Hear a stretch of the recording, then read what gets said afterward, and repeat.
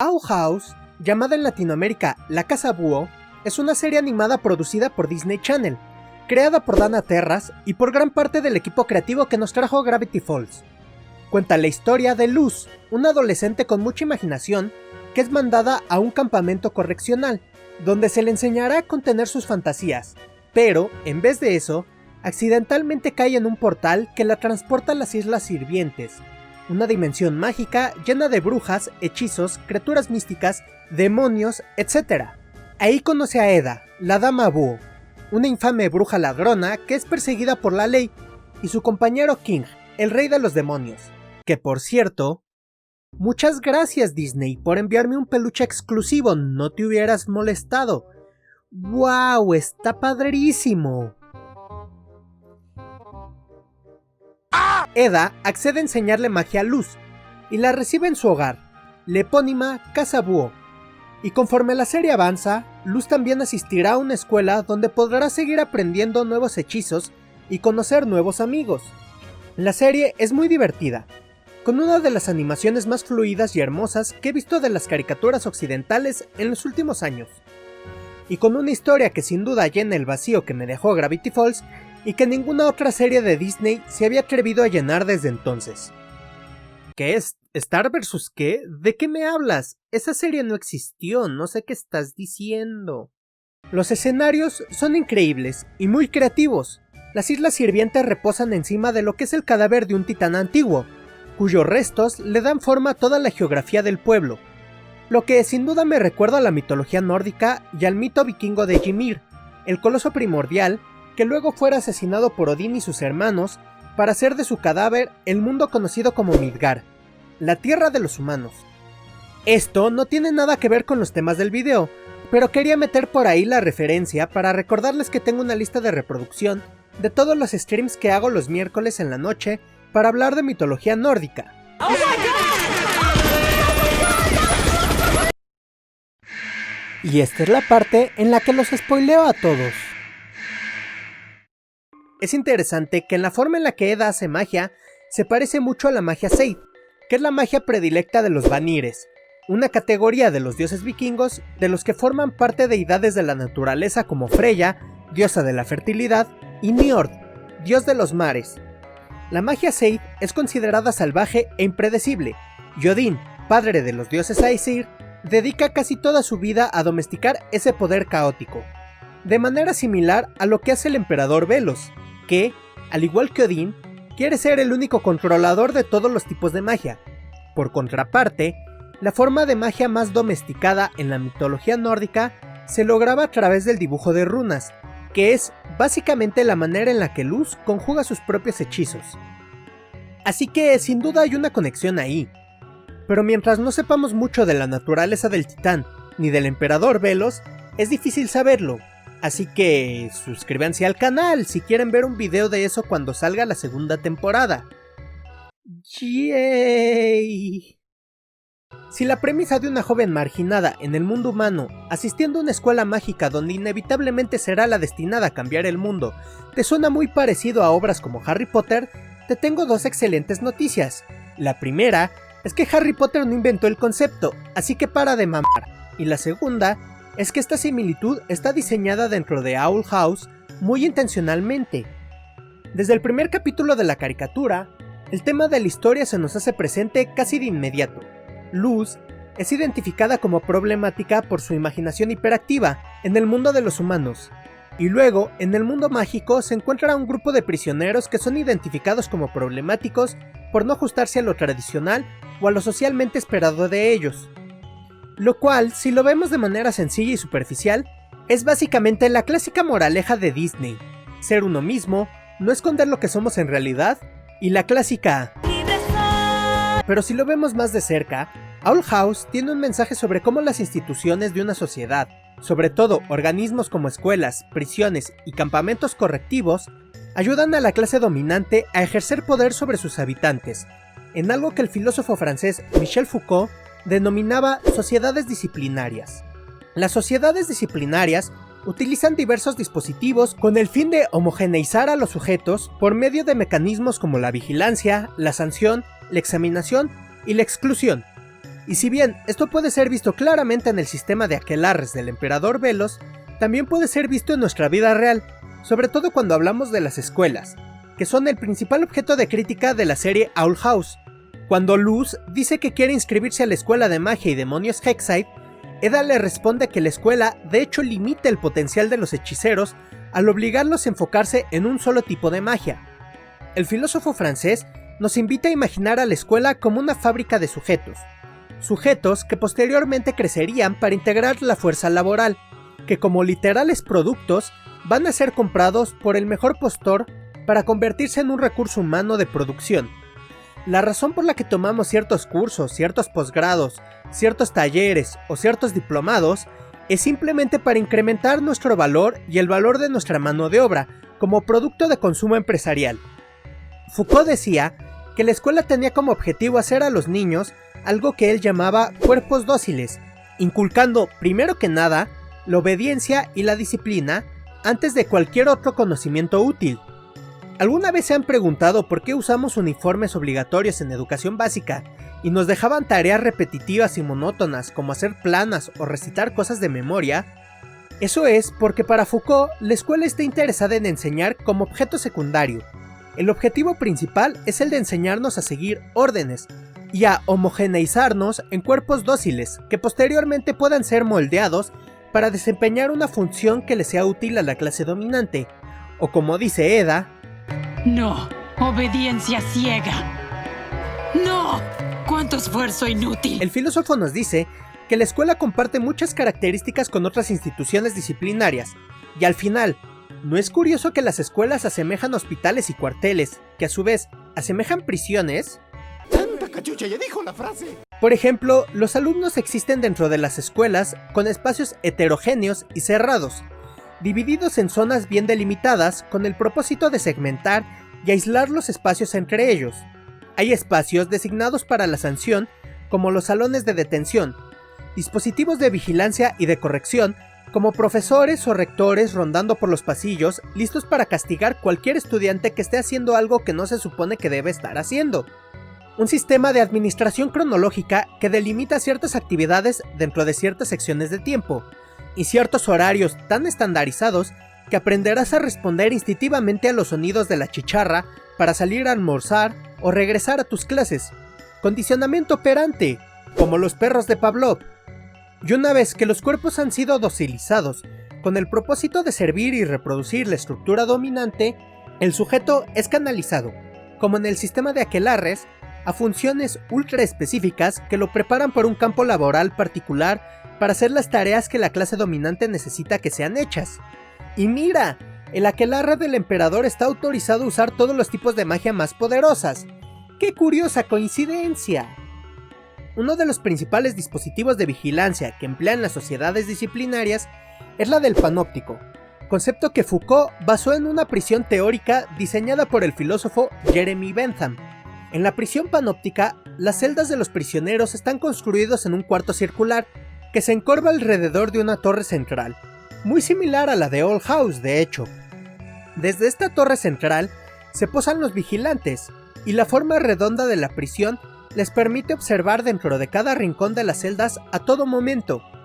Los prisioneros no pueden ver dentro de la torre, por lo que no saben si están siendo vigilados en todo momento, pero el no saberlo les hace mejor apostar por la segura y suponer que siempre están siendo observados. Bentham decía que incluso llegaría el punto en el que no sería necesario poner vigilantes en la torre. El solo potenciar de ser observados sería suficiente para lograr que los prisioneros se comporten como la prisión quiere. La duda es una prisión de la que nunca podrás escapar. Es una gran verdad. Foucault lleva esta metáfora a la sociedad, y cómo el simple hecho de sentirnos observados puede hacer que nos comportemos, o en el caso de Owl House, cómo el potencial de que los guardias del emperador aparezcan en cualquier esquina sirve para mantener a personajes como Eda a raya, y que garanticen su situación como forajida. Y sé lo que estás pensando, escuelas que preparan alumnos para el mundo laboral, dispositivos que garantizan que la gente actúe dentro de la ley, yo no le veo lo malo. Estoy dispuesto a sacrificar toda pizca de privacidad personal con tal de sentirme más seguro. Y sí, sin duda eso es lo que la clase dominante quiere que pienses, Pero para explicarnos cómo el filósofo argelino Jacques Derrida pensaba que este tipo de estructuras son fundamentalmente peligrosas, he traído desde la hermana República de Chihuahua a...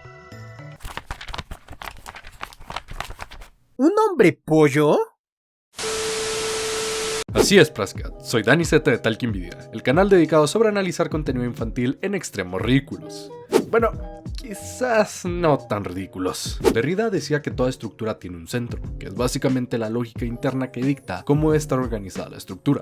Por ejemplo, si pensamos en una biblioteca, los libros pueden ser acomodados de muchas formas. Por tipo de papel usado, por número de páginas, por el tamaño literal del libro o incluso por el color de la portada. Existe un número limitado de criterios relativamente arbitrarios con los que podemos ordenar una biblioteca, pero suele ser más práctico ordenarlos por orden alfabético, por autor o incluso por género. Eso sería nuestro centro de la estructura, pero este centro excluye a sus opuestos y los desplaza al margen, por necesidad lógica en la que Derrida llamaba el juego de los binarios, en el que el centro se vuelve lo bueno y lo privilegiado, mientras lo periférico se vuelve lo otro, lo dañino. Por ejemplo, si tenemos una cultura centrada en el cristianismo, entonces todo lo no cristiano se vuelve lo otro, y religiones como el judaísmo o el islamismo se vuelven marginadas. Una cultura, digamos, eurocentrista consideraría con mayor importancia autores europeos u occidentales, mientras que los demás son poco reconocidos y muchas veces ignorados.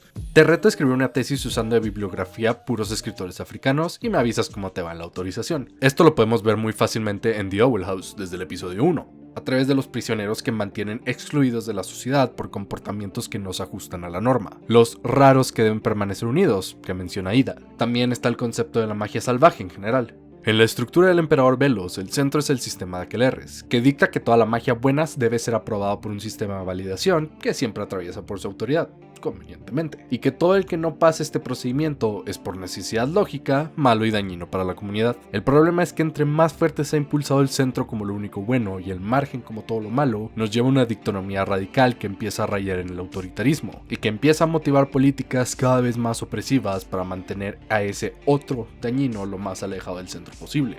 En una lógica que, cuando es llevado al extremo y comienza a ser reforzada directamente por el sistema judicial en turno, nos lleva inevitablemente al fascismo y a la represión violenta de ese grupo marginado, como vemos con Ida en el capítulo final de la temporada. También es importante resaltar que la maldición de Ida puede ser entendida como algún tipo de padecimiento médico o neurológico, una condición que debe ser apaciguada constantemente con medicamentos y que en una estructura como la de Velos es vista como algo atípico y por lo tanto malo, que en sus palabras es culpa de Ida por su uso de la magia salvaje. Esto es similar a la forma en la que una estructura que ve una persona, entre comillas, normal como su centro, y a las neurodivergencias como el margen, entre comillas, anormal, excluye a estas personas fuera de su sistema, en vez de tratar de integrarlas y amoldar sus sistemas estandarizados, como la escuela, a sus necesidades específicas. Son temas interesantes que trata The Owl House y que aunque otros exponentes del género de fantasía han usado el tropo del underdog para contar su historia del elegido que es tratado como un marginado, esas historias por lo general siguen respaldando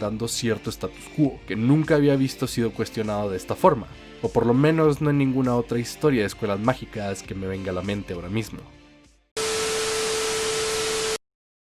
En su libro ¿Cómo funciona el fascismo?, el filósofo norteamericano Jason Stanley describe 10 características fundamentales de las sociedades fascistas.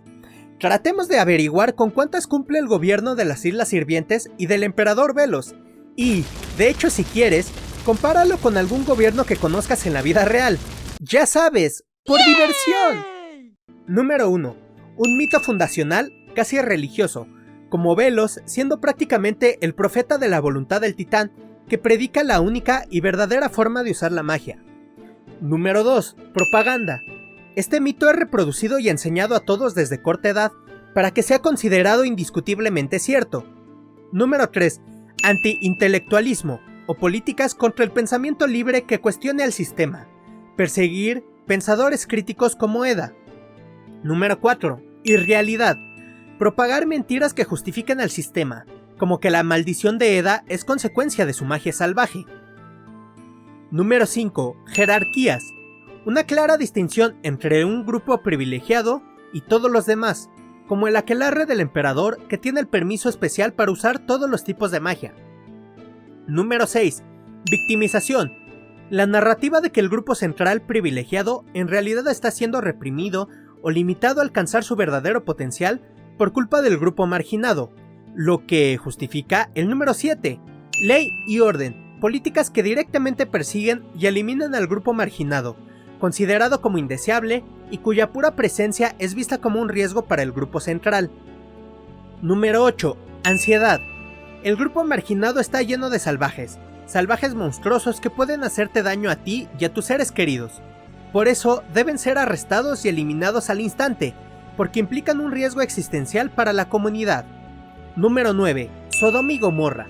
Todo lo malo que estás viendo fuera es culpa de la decadencia que trae el grupo marginado, y para salvarnos necesitamos un regreso a los valores verdaderos, como por ejemplo repudiar a los hechiceros salvajes como impuros, y que la única forma de superar la decadencia es a través de un nuevo sistema de aquelarres. Y por último, número 10, el trabajo. El grupo marginado es inferior porque son flojos, y para demostrar que tú eres mejor que ellos necesitas trabajar más. Necesitas trabajar el doble y necesitas trabajar bien. La única forma correcta de trabajar bien es siguiendo las órdenes del grupo dominante, en este caso, bajo el sistema que autoriza el emperador Velos. Así que sí, sorpresa sorpresa, las Islas Sirvientes son fascistas. ¿Fascismo? En mi caricatura para niños, es más probable de lo que crees. Por supuesto, el gobierno del emperador Velos ya lleva varios años de haber sido instaurado, por lo que claramente ya han pasado por los 10 pilares previos para consolidarse. Y estoy seguro que conforme exploremos los orígenes de su imperio en la segunda temporada, podremos observar cada uno de los pasos en acción. Pero lo que resulta curioso es que este régimen fascista es el estándar en otros mundos de fantasía, como lo es en el caso de Harry Potter. El sistema de aquelarres no es muy diferente del sistema de casas de Hogwarts. A diferencia de Harry Potter, donde el fascismo es algo externo que viene a imponerse desde afuera a través del villano en turno, y el status quo es bueno por default, Owl House nos propone que quizá el status quo es un poco fascista en primer lugar, que la utopía de J.K. Rowling es en realidad una distopía en donde el totalitarismo es convenientemente ocultado de la mirada de nuestros protagonistas. ¿Qué me dices? ¿Que J.K. Rowling simpatiza ligeramente con el fascismo de manera inconsciente? ¡Wow! Eso no me lo esperaba. ¿Cómo podríamos haberlo visto venir?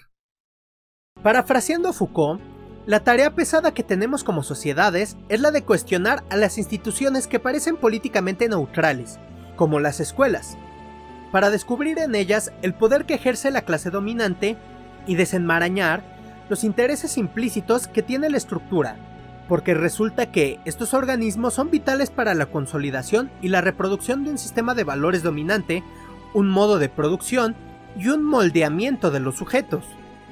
O en otras palabras, la escuela apesta, pero para entender qué tanto apesta realmente, yo les invito a ver el video de Dani Z, que hizo en su canal de Tolkienvidia, donde hablará más a fondo del terrible sistema educativo de Owl House y cómo esto se compara con nuestro terrible sistema educativo vigente en la vida real.